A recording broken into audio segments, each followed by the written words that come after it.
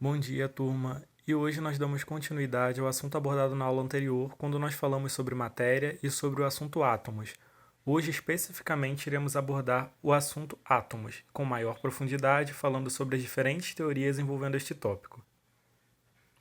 Quando nós falamos sobre matéria na última aula, nós definimos como matéria sendo tudo aquilo que ocupa lugar no espaço, e definimos também o átomo como a unidade fundamental de toda a matéria existente.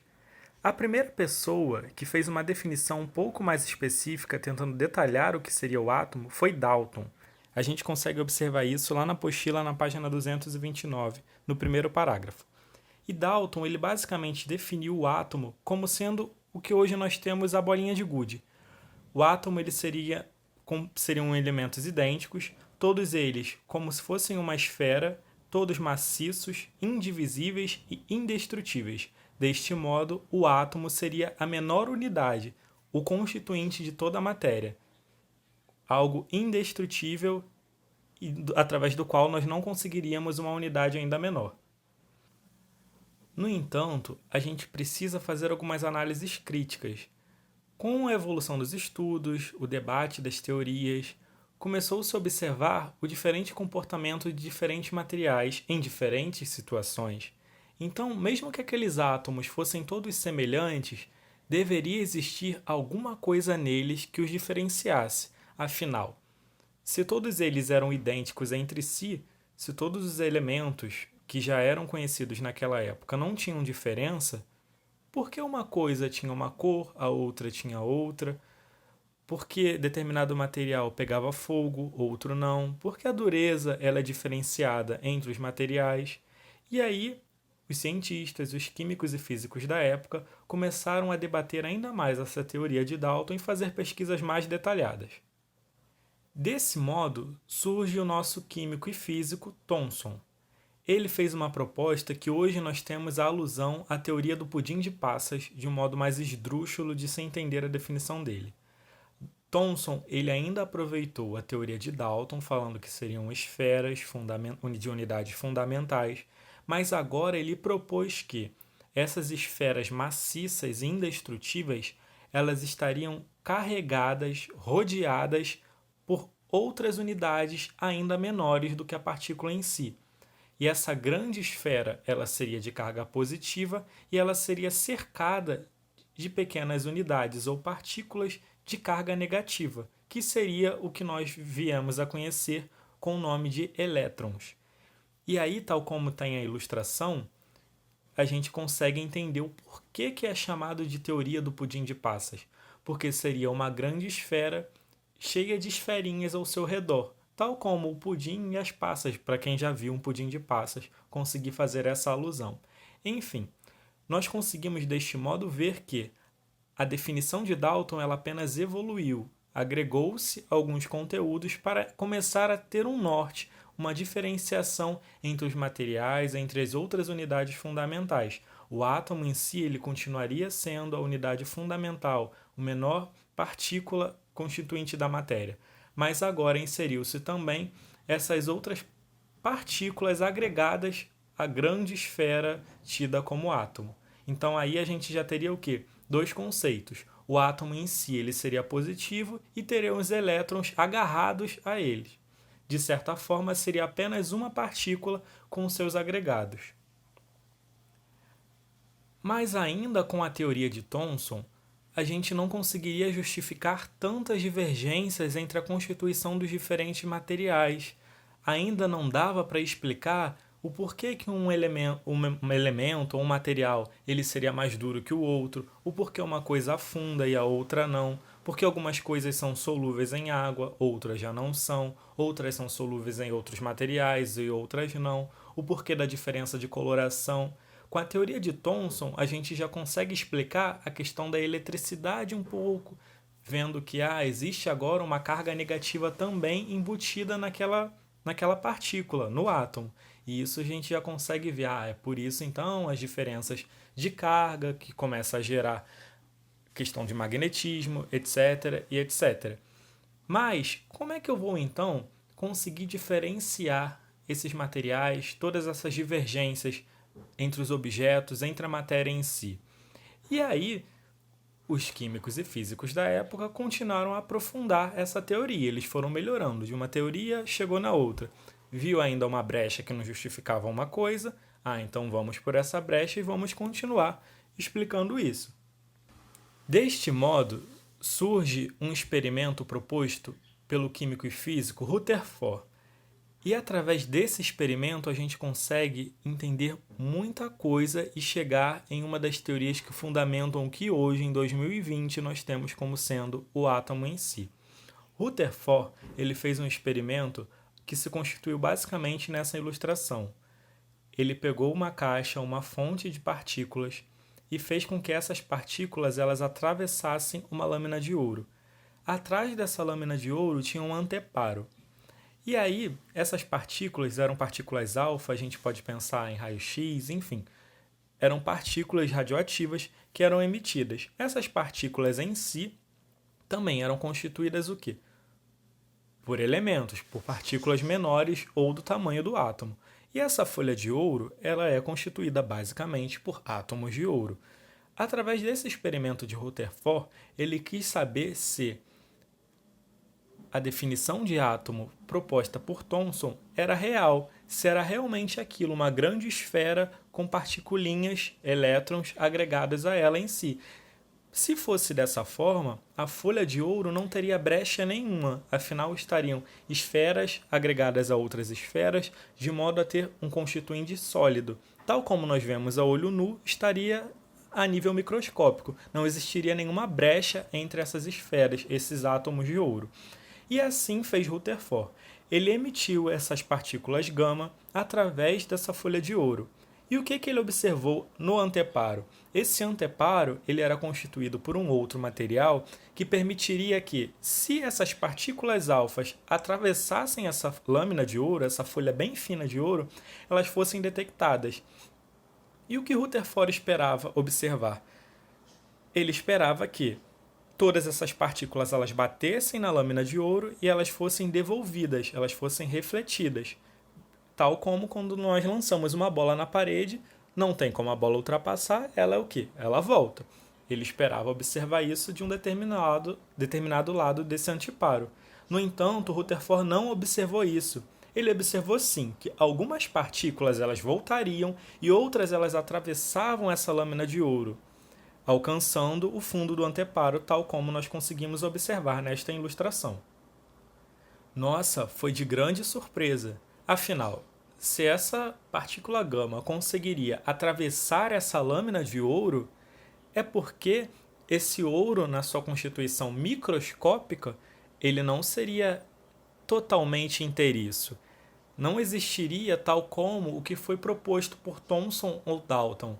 Essa lâmina ela não seria composta por esferas maciças e indestrutíveis, uma coligada à outra de modo que não existissem brecha.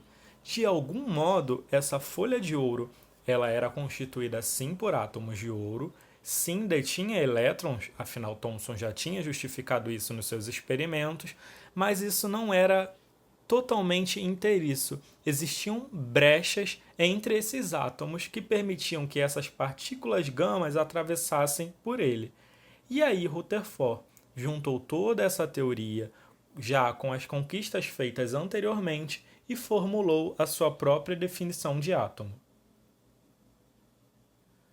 Rutherford ele aproveitou a teoria sobre a constituição maciça e indestrutível do átomo e sobre a presença dessas outras partículas que em tese estariam agregadas a ele, denominadas como elétrons.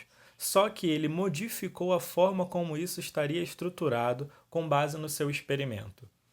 Rutherford propôs que o átomo em si ele teria um núcleo. Esse núcleo seria, sim, indestrutível, seria maciço, seria a maior parte da massa do átomo em si. E ao seu redor, tal como Thomson havia proposto, estariam os elétrons. Mas os elétrons eles não estariam agarrados no núcleo do átomo. Eles estariam dispostos em uma área ao entorno a esse núcleo, tal como nós vemos na ilustração e tal como no próprio desenho do Jimmy Newton já tem a ilustração do átomo de Rutherford. Teria lá no seu núcleozinho a maior constituição mássica e ao seu redor os elétrons orbitando no que nós denominamos depois de eletrosfera, o espaço dos elétrons. Então já teríamos três partículas. O átomo em si não seria a menor unidade mais de matéria, mas sim as unidades que comporiam o mesmo, que seriam os prótons, as unidades positivas do elemento, do átomo em si, os nêutrons, unidades, ou melhor, partículas desprovidas de uma carga específica, mas que compõem a massa do átomo, e os elétrons de carga negativa orbitando ao seu entorno. No entanto, todas as teorias elas precisavam ter brechas e não justificar alguma coisa para que outros químicos, físicos, cientistas da época continuassem estudando e dessem origem a novas teorias que fossem se aperfeiçoando, enfim, melhorando os modelos propostos. E a brecha do modelo de Rutherford é uma. Como nós podemos observar nesta ilustração do átomo de Jimmy Newton com os elétrons circulando, pensemos assim: as cargas opostas elas vão fazer o quê? Elas vão se atrair. Isso já é de consenso, não é? Então, imaginem os prótons e os nêutrons, né, como o núcleo do átomo de carga positiva majoritariamente, e os elétrons de carga negativa orbitando ao seu redor. Se as cargas diferentes elas se atraem, é de se pensar que, ao longo do tempo, esses elétrons circulando ao entorno do núcleo, eles iriam sendo atraídos, atraídos, atraídos, e com esse movimento haveria a colisão. Se isso ocorresse, não haveria matéria, porque toda matéria estaria fadada à sua autodestruição,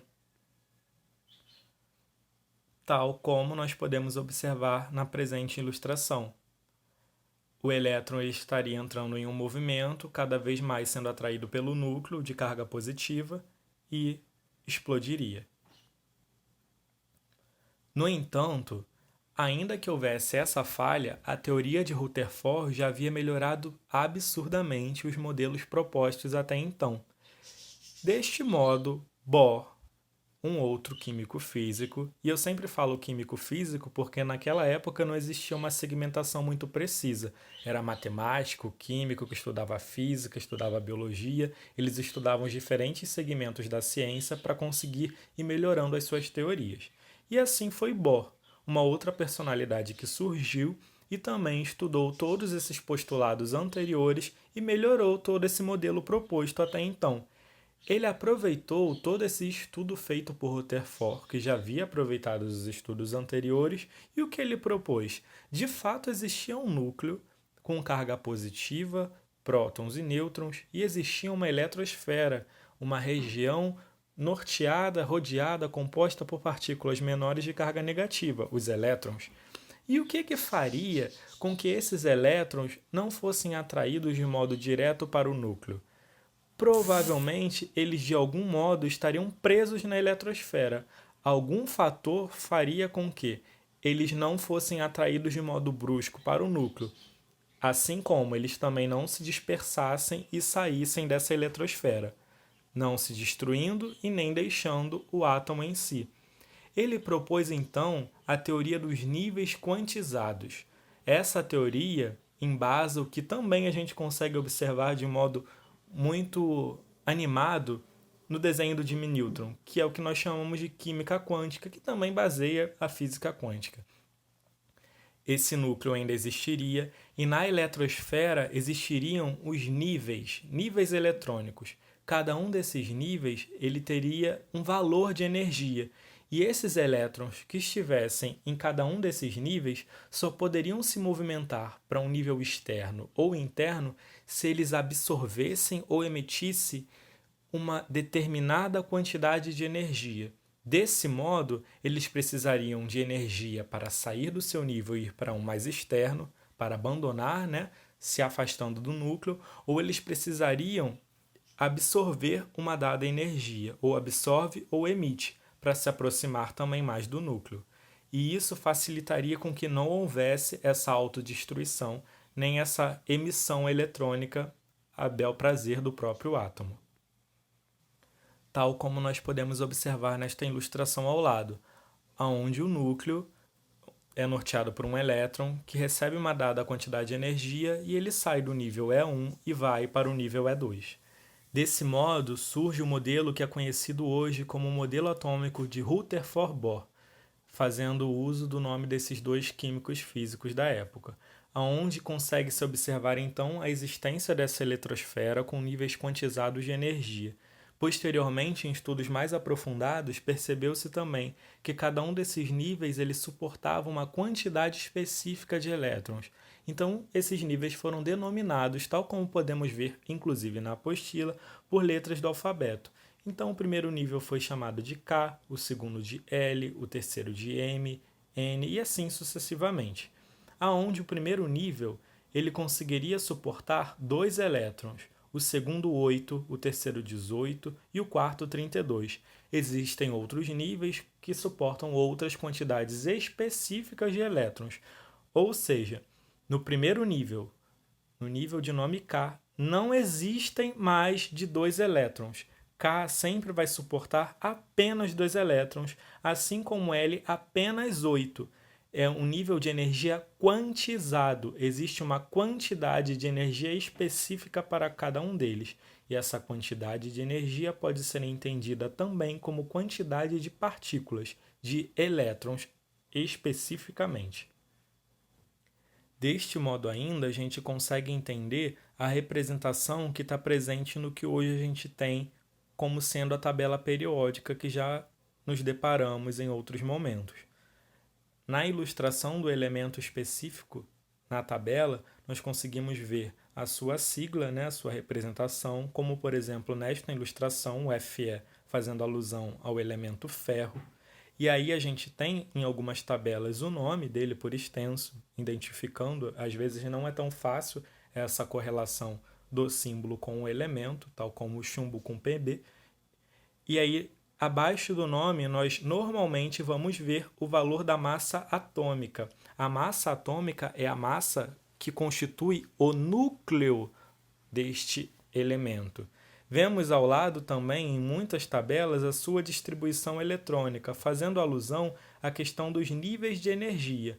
Então, para o elemento ferro, nós vamos observar 4 níveis de energia: K, L, M e N. 2, 8, 14 e 2. Percebam que existe uma pequena discrepância na questão de valor, onde o terceiro nível de energia, que suporta até 18, só tem 14 elétrons. Veremos o porquê disso mais à frente, mas observem que nenhum desses níveis detém mais energia do que cada um deles suporta. Pode até ter a representação a menos, mas nunca a mais. E vemos também, no outro lado, o seu número atômico, fazendo referência também ao número de carga, ao número de próton ou número de elétrons que esse nível, no seu estado de equilíbrio, vai ter. Esse nível não, este elemento. Ainda é importante a gente estar citando que, como nós falamos, existe essa eletrosfera com esses elétrons em movimento constante, em diferentes níveis de energia. Falamos também sobre a absorção ou emissão de energia que faz o deslocamento desses elétrons.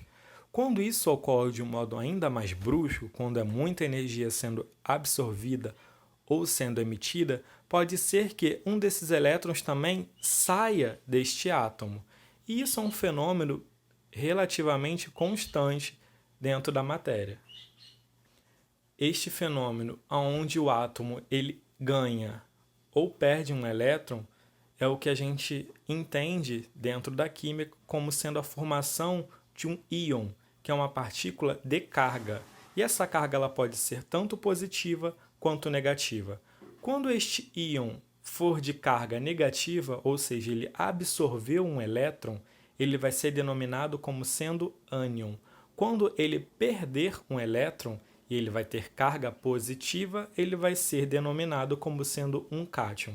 E aí a gente observa aqui a sua representação de um modo mais lúdico. X seria o elemento, A seria o número de massa, Z o número atômico, e o N seria a sua carga então. Por quê? Porque a carga e o número atômico eles não vão mudar, mas ou melhor, o número de massa e o número atômico eles não vão mudar, mas o número da carga em si vai estar sendo alterado. Então sempre vai ter essa representaçãozinha com o sinal devidamente colocado. Menos porque aumentou a carga negativa e mais porque ele perdeu uma carga negativa. Sempre vai ser em alusão ao elétron. Pense que o que está saindo é o que está mais externo. Então, se ele receber um no campo externo, ele está recebendo o elétron, está ficando mais negativo. Se ele está doando um elétron, ele está ficando mais positivo. Lembrem sempre que elétron detém carga negativa, tal como nós podemos observar nas ilustrações também na página 235 do livro. Deste modo, finalizando o assunto, percebemos que conseguimos observar na natureza, devido à absorção ou emissão de energia, átomos que podem ter essas particularidades de, ainda que sendo diferentes, ter a mesma quantidade de elétrons, a mesma quantidade de prótons, a mesma quantidade, inclusive às vezes, de nêutron.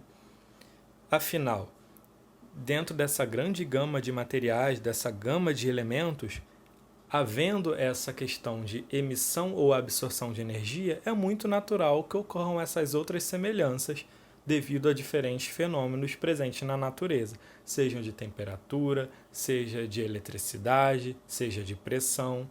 Desse modo, nós nos defrontamos com o último tópico que abordaremos nesta aula. Tópico esse que é denominado as variações atômicas. Quando dois átomos diferentes eles tiverem o mesmo número de prótons entre si, eles vão ser tidos como átomos isótopos. Quando o número de massa for igual, eles vão ser denominados isóbaros. Quando o número de nêutrons for igual, eles vão ser denominados de isótonos. E aí eu coloquei em destaque dentro de cada palavra algo que fizesse alusão para facilitar a absorção desse conteúdo. Isótopo. Ele tem o Pzinho. O P lembra o quê? Faz alusão a prótons. Então, o número de prótons é igual. Isóbaros. Tem a palavra a letra A também, fazendo alusão ao quê? Ao número de massa. E isótonos também fazendo alusão ao número de nêutrons. Observamos ali no exemplo dos hidrogênios. Existem dois átomos de hidrogênio. O primeiro, no seu estado fundamental, é o que a gente sempre vai observar no segundo. No segundo tem o quê? O número de massa é igual a 2. 2 por quê? Um próton e um nêutron no seu núcleo.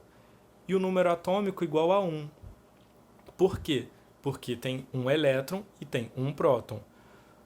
No segundo, ou melhor, no primeiro, a gente observa que o que houve? Provavelmente houve a perda de algum próton ou de algum elétron ou de algum nêutron. Algo fez com que esse elemento se diferenciasse entre si. Mas o número de massa ele conserva o quê? 1. No outro também, 1. Quando eu faço a conta que o número de massa é o valor do número de prótons mais o número de nêutrons, eu tenho diferencial o quê? De uma unidade. Vendo que, deste modo, o que está coligando um hidrogênio ao outro é o número de prótons. Deste modo, esses dois hidrogênios eles são isótopos, porque eles têm o mesmo número de prótons ou o mesmo número de elétrons entre si. Pode ser que esse conteúdo de isótopo, de isóbaro e de isótono ainda não esteja muito claro. Por este motivo, peço a vocês que façam os exercícios da página 236, 42, 43, 44 e 45 para fundamentar todas essas definições e conceitos que nós expusemos na aula de hoje.